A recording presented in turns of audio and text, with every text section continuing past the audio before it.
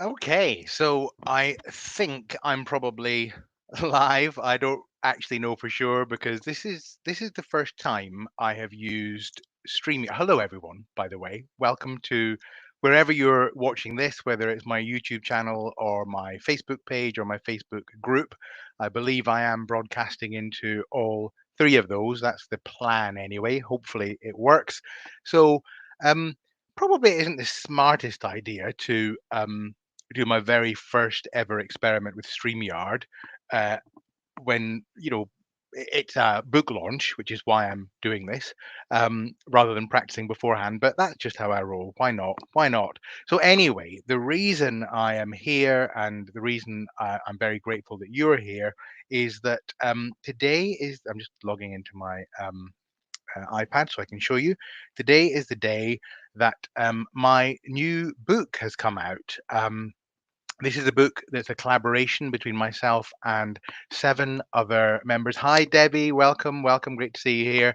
It's good to know that there are people out there. That's one of the things that is very reassuring to know that people are actually seeing this.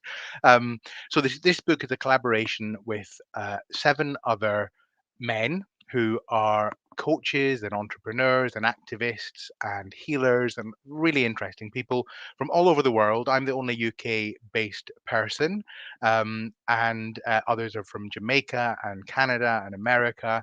And it is so great to have worked with them. And it's so great to see you here. Hi, Thais. Hi, Scott. So wonderful. Thank you very much indeed for being here. And I'm sure there are some others that I might not be able to see. So forgive me if I'm not mentioning you by name. It's probably just that I'm not seeing you because I've not used StreamYard before. So I'm not quite sure what I'm looking for. Um, anyway, I'm babbling. Let me show you. Here is the cover of the book. We are the Sacred Masculine Rising. It's out on Kindle today. It comes out in hard copy in probably about a month's time, so you will be able to pick up a hard copy then. And but it's in Kindle at the moment, and so far, it's doing really well. It's already gone in to the UK Kindle charts. It's number one in the hot new releases for its category on Kindle, which is just terrific. I'm so pleased because a couple of reasons, really. One, I think this book has got something important to say, and I'll tell you a bit about that in a second. And two, all the proceeds from the book are going to a really good cause. So this is a non-profit enterprise, and all the proceeds are going to a charity based in Jamaica called the Adopt a Youth Foundation. And this is a charity that works with young people who are at risk of violence and criminality and poverty. And it helps them to avoid those pitfalls by providing them with mentorship support. And so it's a great charity that provides opportunities both to young people to be mentored and also to adults who do the mentorship. In fact, one of the guys who is participating in this book, Daniel, he has mentored for them before. I think Zachary has as well. So it's a fantastic initiative, and I'm really proud to be supporting it. Um, and I'm also really proud to be part of this book because the book is about, um, as the name implies, the sacred masculine. So it's about the men in the book all tell stories of how they have gone through uh, challenges in life. There are men here who've suffered extreme illness, injury, financial hardship, uh, corporate burnout, bereavement, and other types of loss, post traumatic stress, mental breakdown, all kinds of different things. But we've all come out the other side with something of value for ourselves and hopefully for other people in the world. And the book is about sharing that. Excuse me if I cough. I've got a bit of a cold at the moment. Perfect timing for a book launch. Um, so the book really is about sharing what we've learned, and hopefully it will be of value to other people, not just to men, but to anyone who works with men or loves men or is interested in the concept of the masculine. And of course, we hear so much about masculinity nowadays. Not all of it good, and this book is trying to rebalance that somewhat. So it's focusing very much on an inclusive masculinity, a balanced masculinity, a sacred masculinity. The book is published by a wonderful new publishing imprint called Soulfully Aligned Publishing.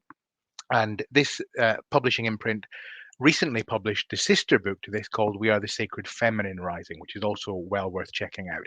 And by the way, I think in the link to this video, you should see, I hope if I've done this right, you'll see links to purchase the book. In the UK, it costs the princely sum of 77 pence. So hopefully this won't be too much to break the bank, and hopefully it's something that you would feel minded. If it calls you, please feel free to download. And if it's something that you think would be of use to someone else, please pass on the link to them. I'm going to cough.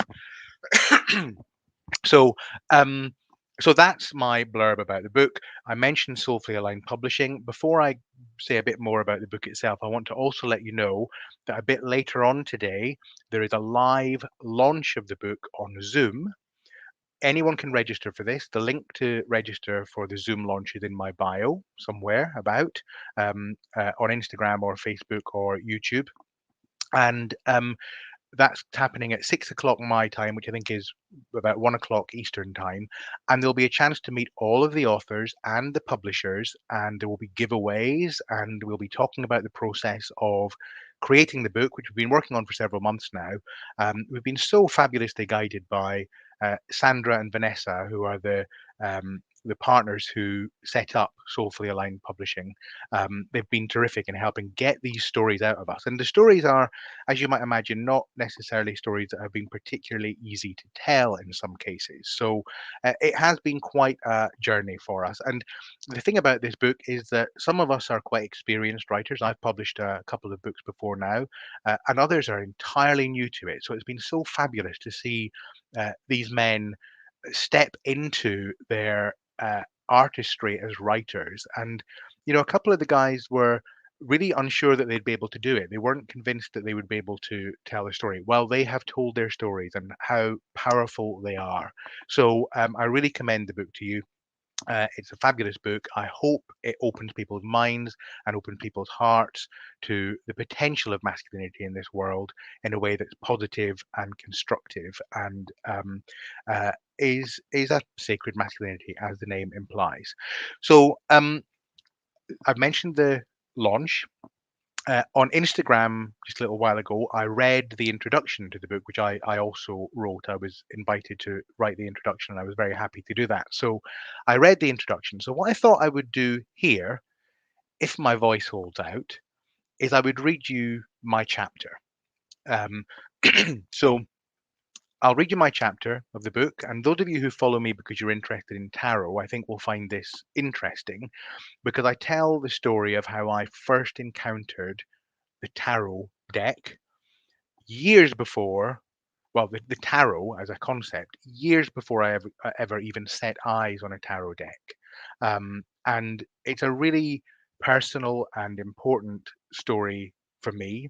Um, well, I'm trying to tell you the story without reading it, and probably the best thing to do would be for me to just read it. So, if that's all right with you, hi everyone. I just want to say hello to uh, everyone who's here, and just to make them aware that they're able to be here and ask questions. If you've got anything that you want to ask questions about, please feel free. So thank you very much for being here. And hi, Jennifer. Great to see you all. And I know it's quite early morning for some of you, so um, I'll just leave you to get your morning coffee and to relax and to do what you need to do to get yourself together and ready for the story that I'm about to tell. So let me bring up my chapter. Okay, so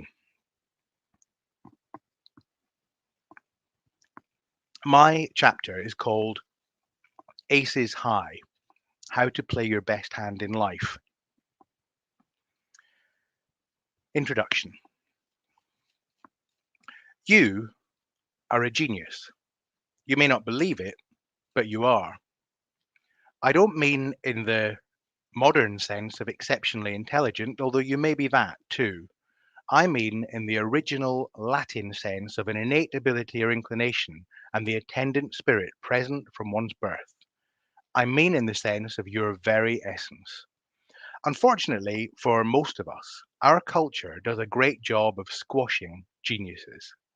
From birth onwards, often for very commendable reasons and by people who feel responsible for us, like our parents, our teachers, our employers, and even the government, we're taught to toe the line, to fit in, to be sensible.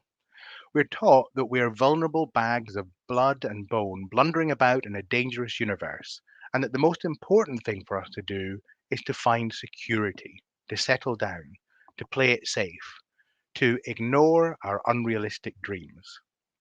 That approach isn't all bad, of course. We need food in our bellies and a roof over our heads, after all. But it's a very partial picture and it can create major problems for us further down the line. After all, what price safety? What happens when we look around and hate the roof that we've been building above us all our lives? What happens when we climb the ladder of ambition and achievement and realize, often too late and to our great horror, that it has been leaning against the wrong wall? Here's the thing: what you ultimately are is not a vulnerable bag of blood and bone blundering about in a dangerous universe. You are that universe expressing itself.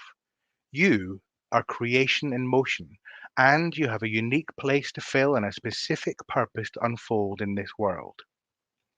You know this, don't you? Spoiler alert. Discovering this fact is your ultimate purpose, but there are some interesting staging posts along the way. I know you.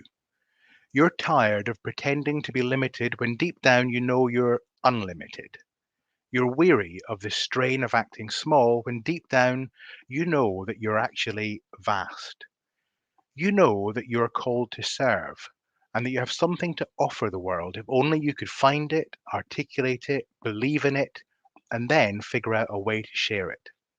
Well, you can and you're going to. Join me as I share with you how I discovered that I am something greater than I thought I was, and that everyone and everything else is greater than I thought they were too. And how I discovered that a simple, natural process that can put you in touch with that realization. It's a journey into the imaginal realm of the collective unconscious, along the royal road of the archetypes, and into the very depths of creation. It's a journey into you and me, and the potential that lies inside all of us, just waiting patiently to be unfolded. It's an invitation to play the hand that life has dealt you in the brilliant way that only you can play it. It begins with a death, a dream, and a deck of cards. So I'm going to pause. That's the introduction. I'm going to pause to say hello to the others who have joined me. And look, I want to say a big thank you to you. You've said that you usually don't comment on TowerTube, you silently watch in the background. But now I have to say I support this project wholeheartedly. Thank you so much. I really appreciate you saying that and expressing that, especially because it's not something you perhaps would normally do. Thank you very much indeed for being here. I really, really appreciate it. All of you. Okay. Excuse me while I clear my throat. Okay. Section one. For those of you who have just joined us, by the way, I'm reading my chapter of the book, We Are the Sacred Masculine Rising. There will be a launch of this book at 1 p.m. Eastern Time, 6 p.m. UK time. That's in just over a couple of hours' time.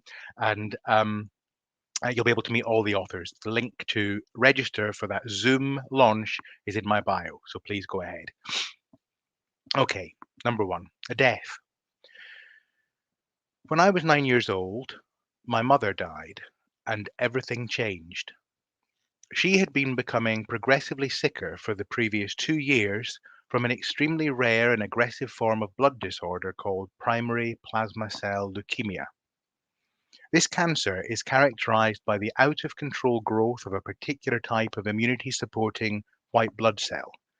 In effect, it results in a part of the immune system, that amazing God given servant that helps keep us safe from infection and illness, turning on its host. It had a very poor prognosis then, and even now, nearly 40 years later, it still has a poor prognosis. If God wanted to deal you a 1 in a million hand that ensured that your life would change completely, irrevocably, and forever, this would fit the bill. Mum's death did change my life, and in more ways than one. It was a terrible blow, of course, but rather than knocking me out, it knocked me open. It enabled me to discover, or perhaps rediscover, a level of reality I may not have found easily otherwise. As Joni Mitchell sings, something's lost, but something's gained in living every day. Of course, I didn't know this at the time. All I knew back then was that Mum was becoming weaker, paler, quieter, and more tired with every day that passed. I knew that she couldn't do some of the normal things that she used to be able to do and that my friends' mothers could still do, like helping on school trips and sports days, or playing rough and tumble games, or tucking me into bed at night. I knew that she was becoming further away from me with every day that passed, literally as she became gradually house and then bedbound, and metaphorically as she receded further and further into herself. Towards the very end of her life, I saw her appearance change dramatically. She lost all of her hair and all of her teeth, and the whites of her eyes turned completely red as her capillaries gradually disintegrated. She was dissolving right in front of me, but to me, she was still my beautiful mum. My parents never told me that she was going to die, a fact for which I'll be eternally grateful. I can't know how I would have reacted had I been told, of course, but I recognize that there's every chance I would have been terrified, hysterical, maybe even angry, and perhaps even at them. It's possible I would have tried in vain to cling on to what couldn't be clung on to. As it was, I simply loved her and tried to make her feel as well as I could moment by moment by moment. I seemed to know deep down that that was the right thing to do, that that was the only thing I could do. The last time I saw her, we were both in my dad's car. I was being dropped off at my grandmother's house for the night, and Dad was taking Mum to hospital for one of the regular blood transfusions that were, by that point, all that kept her alive. The last thing we said to each other as I hopped out of the car, giving her a quick kiss as I went, wasn't goodbye, but I love you. Part 2. A Dream. Although I wasn't told Mum was dying, deep down I knew. In fact, the knowledge of what was happening came to me in a dream some months before she passed. In the dream, I sat in a beautiful theatre. The seats were framed in gilded Baroque moulding and upholstered in plush red velvet, and the same red velvet formed the heavy curtains which draped thickly in crimson tumbles at either side of the stage. I was the only person in the audience, and all was silent. As the lights dimmed, a spotlight shone onto the stage, and from its right-hand side, a beautifully ornate, open-topped carriage began to move slowly into view. I could see nothing pulling it, invisible horses perhaps, but it glided silently from right to left across the stage. On the carriage sat a queen. She wore robes of silver and gold that shimmered as though made of moonlight, and on her head was a crown arrayed in enormous, glowing stars. Her head was larger than the rest of her, and so her face became the focus of my attention. It was a face I recognized. Mum. She was smiling, beautiful and healthy.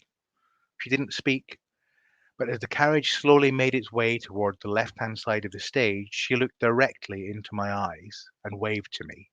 She was beaming, happy, peaceful. She continued waving, smiling beatifically at me from beneath her crown of brilliant stars, and gradually disappeared into the wings at the other side of the stage. I woke up. Although I couldn't have articulated it in words at the time, the dream transmitted particular knowledge to me. It told me that my mum was dying and that she would soon be leaving this world forever.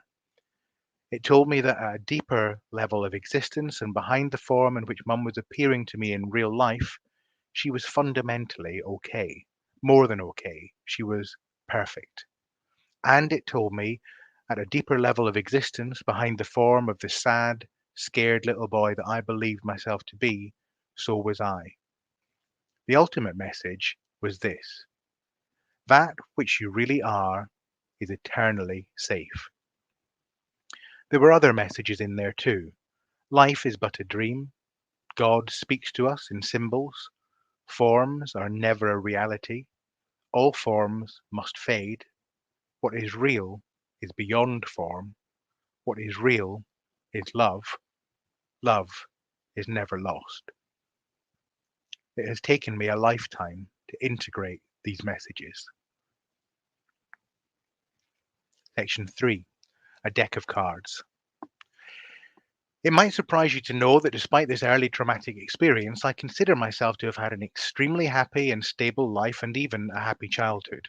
After Mum died, my extended family, my grandmother and aunts and uncles, rallied around and supported me and Dad. My amazing dad, who told me not long after we lost Mum, "I'll just have to be your mum as well as your dad now, and we're going to get through this together," did a brilliant job of supporting me through my grief and giving me as normal and secure a childhood as possible in the circumstances. A couple of years later, he remarried. My brief moments of concern at the prospect of having a new mum quickly dissipated when I first met his then lady friend. Strangely enough, my first sight of her was when she got into the car and sat in the very same place I had last seen my mum. I liked her immediately, and things only got better from there. We quickly formed a strong bond and a happy family unit. I had a new mum, after all, and I still do. Some people are lucky if they are gifted with one good parent. How blessed with riches am I to have received three. I'm the little boy who lost his mother, but who has never, not for one single second of life, been motherless. Love never skipped a beat, and I'm glad I noticed that. All forms must fade. What is real is beyond form. My journey into adulthood was pretty average after that. I enjoyed school and did well there, making friends and getting good grades. I left to go to university in Aberdeen to study English literature and language, and despite a shaky first term, I had a horror of being separated from my parents for too long, a throwback to what had gone before, I suppose. I enjoyed my time there too, and I did well. I left with an honours degree in English literature and language, and I entered the world of work, apparently well set up for success. But before I get to that part of the story, I need to tell you about the deck of cards and how it relates to that dream. In my first term at university, I became friends with a girl in my hall of residence who had a deck of tarot cards. I'd heard of the tarot, of course, but I'd never seen the cards up close. I was fascinated by them. We took turns reading for each other, using the accompanying guidebook to help us. I wasn't particularly struck by any sense of the card's predictive ability, but I was struck by how well the readings helped me to clarify my thinking about things. It's useful to have a means of clarifying one's thinking about things when one is a young, hormonal, gay but still in the closet boy on the cusp of adulthood, living away from home for the first time in his life. I was also struck by how the cards seemed to speak in universal truths. I could sense that there was a deeper reality behind their symbolic, dreamlike images. Excuse me. I became so enchanted by the cards, I bought myself a deck. I also started reading about the history of tarot. Before long, I learned of what has become the world's most popular tarot deck, the Rider-Waite-Smith Tarot, first published in 1909. This was created by Arthur Edward Waite and the artist Pamela Colman Smith, who, along with such famous luminaries as the poet William Butler Yeats and such notorious mischief makers as the occultist Aleister Crowley, were two members of the London-based magical order, the Hermetic Order of the Golden Dawn. In looking through my first copy of the Waite-Smith deck, I was particularly drawn to the 22 lavishly illustrated major arcana cards, which depict powerful universal and archetypal forces. They start with the Fool, which depicts an androgynous figure stepping towards a cliff edge, head held high, holding a white rose. Then comes the Magician, who has one arm up and one arm down, channeling divine power into the mundane world. His magical implements and the symbols for the four suits of the tarot, the wand, the cup, the sword, and the pentacle, set before him on his table. Then we have the High Priestess, who gazes inscrutably towards us as she sits in front of a gossamer thin veil draped between ornate white and black marble columns, her blue and grey robes tumbling to her feet, where they foam like waves. Then the Empress, who sits on... I stopped short when I got to the Empress. I had seen this image before. The shimmering robes, the carriage-like seat, the crown of glowing stars, facing this time not toward stage left but stage right, as though entering rather than leaving the scene. It was the image from my dream. Mum. Of the Empress card, Edward Waite says, in his Pictorial Key to the Tarot published in 1911, a stately figure, seated, having rich vestments and royal aspect, as of a daughter of heaven and earth. Her diadem is of 12 stars gathered in a cluster. The symbol of Venus is on the shield which rests near her. She is the fruitful mother of thousands. She is, above all things, universal fecundity and the outer sense of the word. The card of the Empress signifies the door or gate by which an entrance is obtained into this life, as into the Garden of Venus, and then the way which leads out therefrom, into that which is beyond. What is real is beyond form. Section 4. Is real life overrated? Back to my story. I left university and being sure of nothing other than that I didn't want to be a school teacher, I started applying for jobs. I soon got a very good one as a graduate trainee manager for Marks and Spencer. I completed my training and moved into personnel management, where I quickly found my leadership style, one that was coaching based and focused on helping employees find their gifts and solutions to everyday work challenges. However, I wasn't happy. It wasn't that I hated the job. The problem was that I didn't love it. It didn't feel like me. Somehow I just couldn't get excited about store profit and loss accounts, salary reconciliation, share growth, or the sales figures for men's hosiery. I wanted to be of service to the world, and I knew that I needed to find another route. I found my way, via a brief stint in children's social work and a whole host of voluntary work positions, to the charity sector, where I remain to this day. I'm chief executive of a charity which supports voluntary action in local communities. Here, I was able to work with like minded people, to share my gifts, to make a positive difference, to raise millions of pounds for programs that support and continue to support many disadvantaged groups. In other words, to truly serve. I was also able to further refine my true calling, which is coaching and teaching others to coach. In 2009, I developed my own coaching practice as a sideline.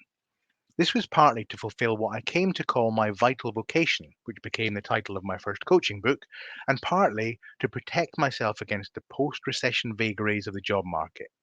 It was a heady time.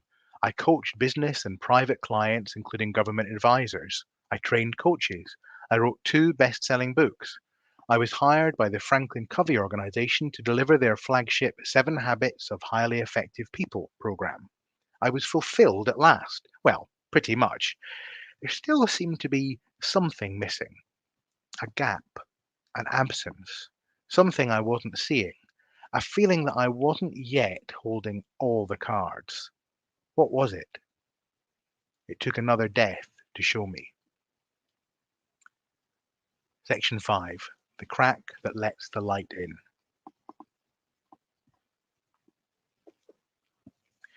My dad died last year at the start of the coronavirus pandemic, not from COVID, but from cancer. Despite my living some 400 miles away, he in Scotland and me in England, I was able, with the permission and support of his doctors, to travel back home to be with him and Mum during his final days. To have been with him throughout that time, to have said a last goodbye, this time I knew consciously that a leaving was imminent, to have helped care for him in those final hours, to have been able to hold his hand as he took his last breath. These have been the privileges of my life. In the days that followed Dad's death, and despite the ongoing lockdown, the world seemed strangely alive. I went for walks in the town and countryside near my parents' house, and everything, both animate and inanimate, shone with light and vibration.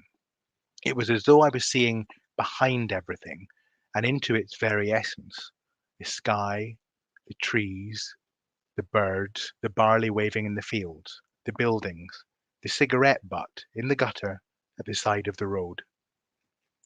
This time, I didn't need a dream to speak to me of the continuous, unbroken, spaceless, timeless reality of who and what we really are. It was evident all around me. It had been evident in the care and the tears and the pain and the grief and the loss and the light. It was evident then and it's still evident now. Things don't happen to us, but for us. The things we think are outside of us are in fact our very self. We are love, disguised as people. This was what I was missing. I needed to coach people not simply to be better or achieve more, but to connect with their true nature, to connect with it, unfold it, live it, and bring its bountiful gifts into this world that needs them so badly. Then ACEs arrived and brought me full circle. Section 6. Another gift from within. It was a few months after Dad's death. I had been asked to speak at a tarot conference on the topic of manifesting goals.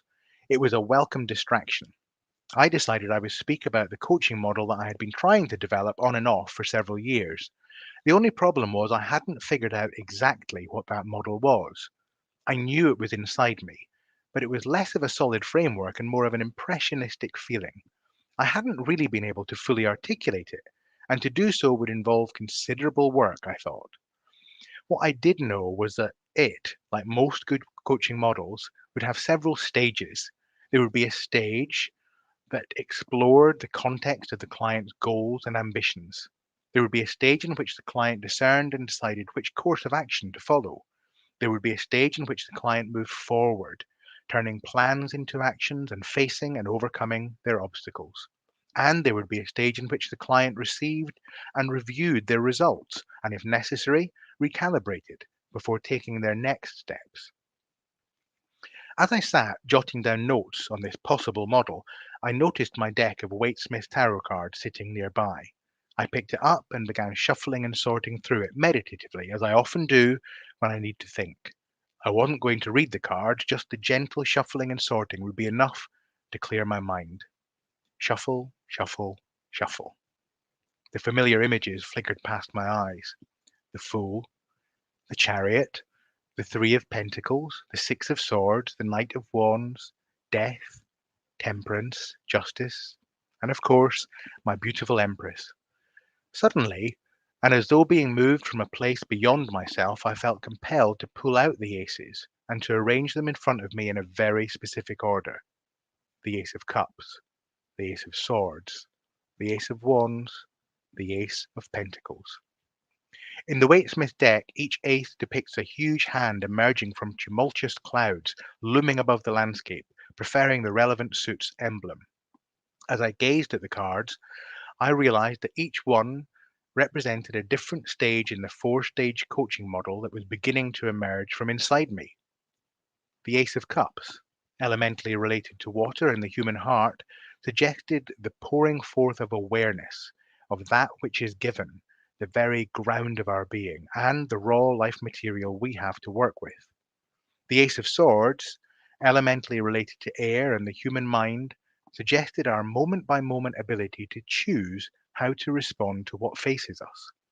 The Ace of Wands, elementally related to fire and the human drive or libido, suggested the process of putting energy and work into the thoughts and actions necessary to move forward in any given situation. Finally, the Ace of Pentacles, elementally related to earth and corporeal reality, suggested the tangible results of our efforts, results which through acceptance and gratitude could provide us with new material to work with, our next gift, a new awareness to surrender to. Then, in what was a very thrilling moment, I realized what each of these stages spelled out: awareness, choice, energy, surrender. A, C, E, S, ACEs. It fit perfectly, both with my coaching work and my tarot work. I realized that this was the process I had been using and had been guiding my clients and students to use for many years. I just hadn't had a name for it, and I hadn't realized how naturally and organically it all fit together as a process and how powerfully deep it actually was. This wasn't just a coaching model. It was a description of the way in which we each create our own reality, moment by moment by moment. The ACEs manifestation methodology was born, and I had received another gift from what? From whom? Perhaps from the archetypal energy that manifests in the tarot deck and in the dreams of sad, scared little boys, and in life itself. Section 7. The ACEs approach. Since that moment, I have coached client through ACEs. As you'll see in a moment, it's a cycle, perhaps even a spiral. And I have taught many other coaches, consultants, therapists, and tarot readers to use it with their own clients too, most recently in my popular online training course, Tarot Coach Session Success. ACEs is a highly effective coaching and self-coaching approach for a couple of very simple reasons. Firstly, it describes the way in which reality is created and is experienced by each of us in every moment of our lives. And secondly, it articulates the process by which we can engage with the development of that reality in a truly co-creative way. Come with me on a short journey through ACEs. It starts and ends with awareness. Awareness. Awareness is everything. There's nothing that it's not. Everything you've ever experienced, or ever will experience, or ever could experience, every thought you've ever thought, or ever will think, or ever could think, and every dream you've ever dreamed, or ever will dream, or ever could dream, arises in your awareness. Awareness has to exist first before any of those other phenomena, things, thoughts, dreams, and even life events can exist. Awareness is primary. Awareness is the very ground of being. Even apparently physical happenings that seem to be independent of consciousness, like people, places, animals, plants, planets, historical periods, scientific discoveries, works of art, the weather, are only ever known to us through our awareness. This part of the ACEs process invites you to become aware of what arises in your awareness. What do you feel called to? What do you feel pulled towards? What do you feel repelled by? Here is the call of your attendant spirit, your unique genius. As my mentor, Barbara Sher, an expert career guide, called by some the godmother of life coaching, has said, what you love is what you are gifted at, and there are no exceptions. She pointed out that the things that we love reveal our talents and our unique way of understanding things. This is the essence of awareness.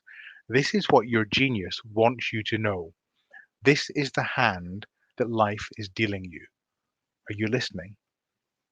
Coach yourself. Awareness. What do you love? Make a list, no matter how insignificant the items on that list may seem. Do you see any patterns? Here is where it's time to employ the practices that allow you to get in touch with that awareness. Stillness, silence, meditation, mindfulness, listening, letting yourself simply be. What arises in your awareness, in your conscious mind, in your unconscious through your dreams, in your heart of hearts? Listen carefully. Life is calling to you. You might momentarily lose your awareness of the call, but you can never, ever lose the call of awareness itself. It is you. Choice. The second stage in ACEs is both the simplest and the most challenging. Here lies the metaphorical fork in the road. Choice is about responsibility or responsibility, our ability to respond to what we have become aware of. Will we be passive or participatory? Will we engage or look around for the nearest exit? Will we listen to and act upon our heart's desire or push it back down into the depths? Will we stay awake or go back to sleep? Our one true freedom in this life is in recognizing that whilst we may not have control over what ultimately happens to us, life after all is bigger than any one individual. We do have a choice in how we respond to what's happening to us. As Zen teacher Sherry Huber says, the quality of your life depends on the focus of your attention. Coach yourself. Choice. I invite you now to attend to the two choices you can make at any given moment.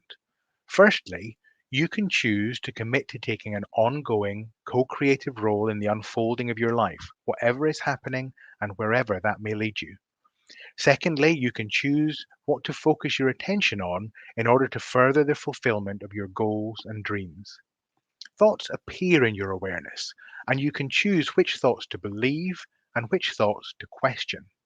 Are you focused on the problems or on the path ahead? Are you focused on what scares you or on the solutions to your fears? In both cases, you'll find that truly focusing on the latter will dissolve the former. Energy. It's likely that you'll spend more time here than in any other of the four stages of ACEs. Consider this the engine room of ACEs. Once we have our goals, we must put our energy into them, both in terms of ideas and in terms of action. This can include all manner of psychological, spiritual, and imaginative activities and methods, but it also must include concrete action steps and actual practical effort. Of course, any course of action is likely to lead to the appearance of obstacles along the way. Obstacles are not to be feared. They are to be untangled, to be worked with, moved around, stepped over, or to be acknowledged as signs that it's time to find a different path. In any event, obstacles are always useful if we put them to our service and learn from them. Coach yourself. Energy. At this stage, you can employ many different practices, anything that enables you to energize the things that support you and to untangle the things that don't. It's a good idea to find your favorite energizing methods and to employ them often. Try consciously daydreaming, goal setting, creating milestones, employing productivity and motivational methods, using affirmations, vision boards, and rituals, finding support and accountability teams and mentors, applying inquiry based stress reduction techniques.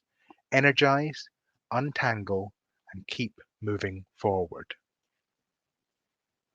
Surrender. This stage brings us full circle. Life happens. Have you noticed?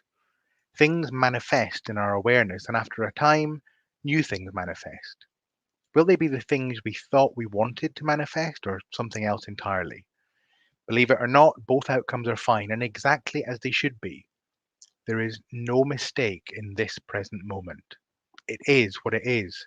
We can plan, prepare, work hard, train, visualize, focus, affirm our intentions, mold our mindset, cross our I's, dot our T's, and get all our lovely little ducks in a row. All practices that definitely have value. And ultimately, we get what we get in the moment we get it. That's just how life works. What is, and that doesn't mean it isn't going to change. Remember, ACEs describes a co-creative process. It doesn't end. It spirals onwards and upwards. What you are given in each moment is the next gift you're invited to respond to and work with. Some gifts come in the form of great successes and are to be celebrated. Some come in the form of challenges to be faced. Both scenarios are to be welcomed because we really have no other choice. What is, is. The question then becomes, do we embrace what is or resist it? Are we in or out of sync with it? One way is stressful, jarring. The other is harmonious, fluid, flowing. Gratitude for each type of outcome puts us in the most powerful and empowered position for our next step.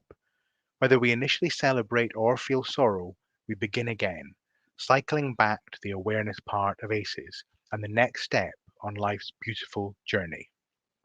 This is the value of surrender, not the lie down and submit, hands in the air, I give up kind of surrender.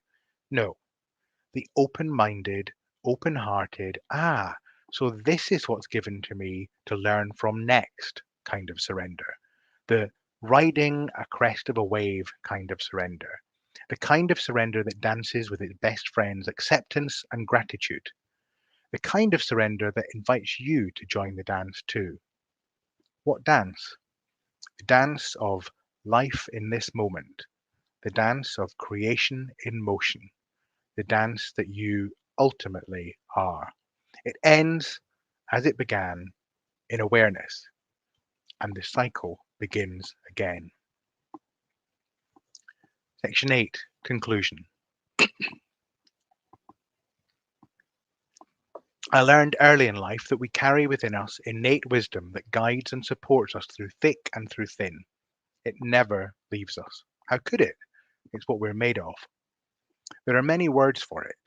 Some call it spirit, some call it Tao, some call it the quantum field, some call it the universe, some call it God, some call it the ground of being, some call it divine energy, some call it the infinite, some call it life with a capital L. It doesn't really matter what we call it. If I have to call it anything, I usually call it love.